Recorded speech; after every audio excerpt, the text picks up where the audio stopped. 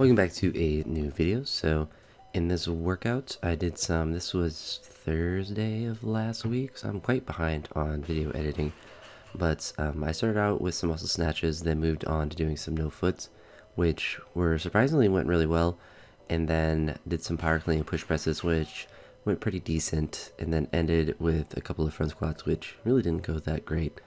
But with these muscle snatches, they were very odd. I missed 80, which I honestly can't remember the last time I missed an 80 muscle snatch. I remember many times it being difficult. The last time I remember that I can think of where I missed anything regarding 80 in the muscle snatches, or it was when I was doing it for multiple reps. And I don't really consider that like a true miss like this is right here. I just didn't try hard enough because I came back and made it fine, but it was very confusing because I was not expecting that to get stuck there. And I was only planning on going to 80, so I guess, mentally I just wasn't focused up for it. But the no foots felt pretty good. Like I said, I did them all without straps as well. I'm trying to only utilize straps when I'm doing variations that make sense for it. So like block work, or if I do hangs or something, which I haven't been doing much. Been utilizing the blocks, the power snatch plus full snatch, and I guess a little bit of no foots here. But I think the main variations that I'm going to focus on is going to be the block work, at least for the classics, is going to be the block work, I guess for both snatches and clean jerks. But besides that, no foot work like you see here, and the power and full. Probably not as much the no foot snatches, because I think the power plus full is nice because I can do it from the blocks and from the floor and try to match those numbers up, but it feels like it's the correct thing to do, and it's making the movements feel a little bit better, but it also kind of self-regulates on different days, because if I can't power it, then I'm not going to continue to move up and try to power more and more weight, so it helps push the overall intensity down, I suppose, in a sense. Here I think I went past, I randomly missed 100 on one of these no foot snatches, but then I came back and made it, and I believe I missed 110 the first time I did it, which 110 for me, with how I've been doing, or how frequently I've been doing no foot snatches, which has been non-frequent at all, was really surprising that I was able to get up to that weight. But once I got up to these 105s, I kind of knew that I had a decent chance just based on how aggressive I was pulling, which to me is even more odd because of the muscle snatches feeling so, or I guess not going correctly. Like I just missed 80 on the muscle snatch, and then I was able to do some no foots here with 110, and they weren't super easy, but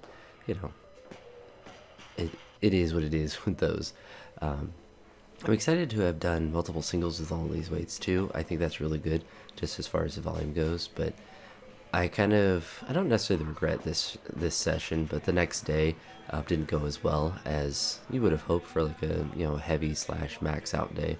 Not that it's truly a max out day when you're doing a bunch of volume, but I was certainly fatigued from this day and moved slower the next day, and it's because I did so much work on this day. But I was feeling good and I was moving well, or at least well enough, and just continued to put in the work because I wasn't originally planning on trying to do a bunch of stuff and go to like 110 on the no foot snatch. I thought I'd feel pretty bad today, or at least not want to go that heavy, but I guess when you're at the gym it does kind of help you push a bit harder. I was pleasantly surprised I was able to press 90 decently easy. Not the easiest press, but I haven't really been pushing my overhead press too aggressively. I've been focusing more on other upper body stuff like the push press and snatch balance and overhead squat. So it's kind of interesting that the 90 felt fine. I was not, of course, going to try to overhead press this, so just try to push press this, jump to 115 and push press that, which felt decent, and then I missed 120.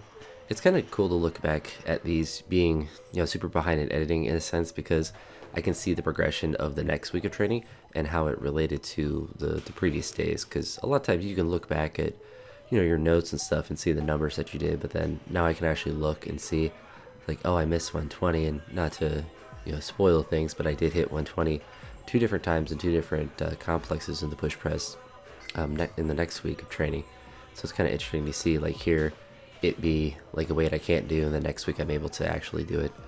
Front squats here, I took pretty big jumps. I went from 70 to 110 to 140. 140 felt good enough where I wanted to take a jump up to 160, but then for some reason I convinced myself to jump up to 170 and just got absolutely slapped by it. So certainly not there yet, and I think I'm just going to continue the bias of doing more back squats and kind of using those to build my strength, because I'm starting to get a little bit of wrist pain in my right side. So anything to kind of avoid that is going to be helpful. And I still want to have a day. I'm also speaking about the future week of training.